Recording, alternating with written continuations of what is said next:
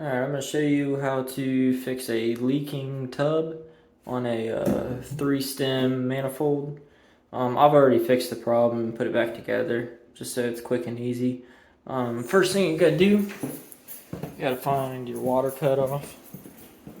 I have already found mine and shut it off. It's right there.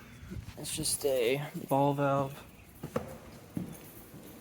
You can also sometimes on your water heater shut it off from here to here.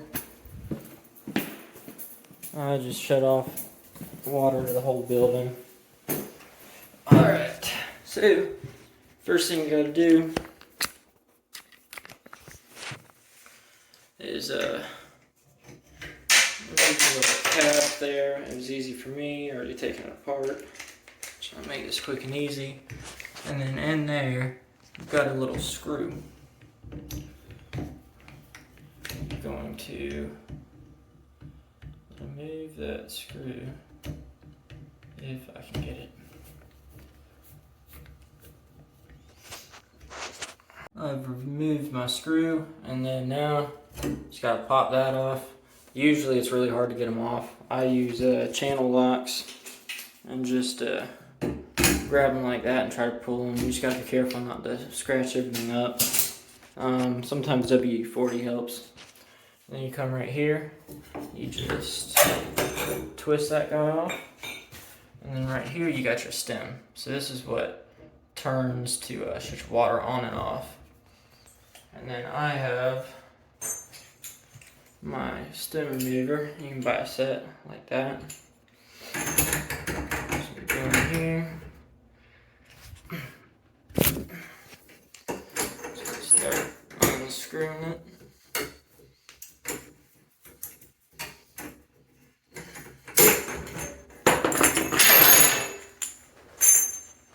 This is your stem right here.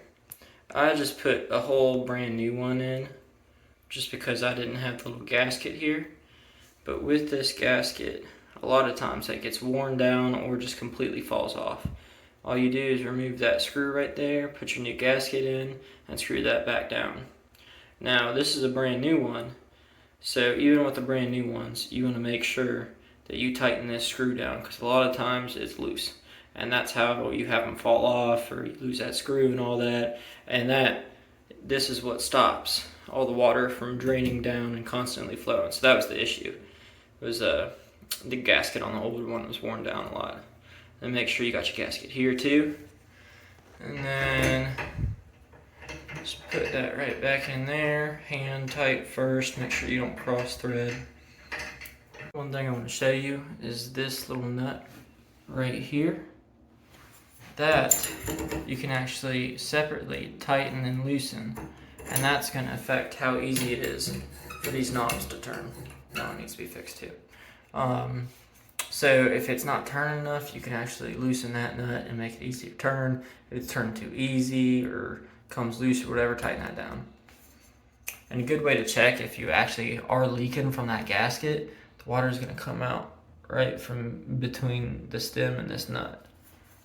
And that you usually don't have to touch that, but I have not fully tightened my stem completely in there. Get that. Oh, guy. Get it in. I'm tightening all the way in the back. That last nut all the way in the back. Show you on here. This is the old one. So this part right here is what you're turning. You can see the old gasket is really flat and kind of loose in the center, and it's really old. And then, so now, put that guy back on there, screw him on. And you can get your stem, not stem. You're gonna make sure that goes on there. It'll fit on those grooves. And this is what turns it. Get my screw, push it down. Screw that back in, and that's just what holds that on there. So you can get that as tight as you want. Don't get it too tight so it's not a pain for the next guy to get off, because it'll rust and everything, make it even harder. Get it tight enough that it's not going to just fall off or come undone. Grab your cap, put it back on there. A lot of these are usually broken. Got a replacement. That's it, and then turn the water back on, which I've already done. Good to go. Double check, make sure we're not leaking. It's gonna float for a little bit. And took a little bit for it to finally start leaking. It's just gotta get all the water out of the lines and everything, but it's good to go now.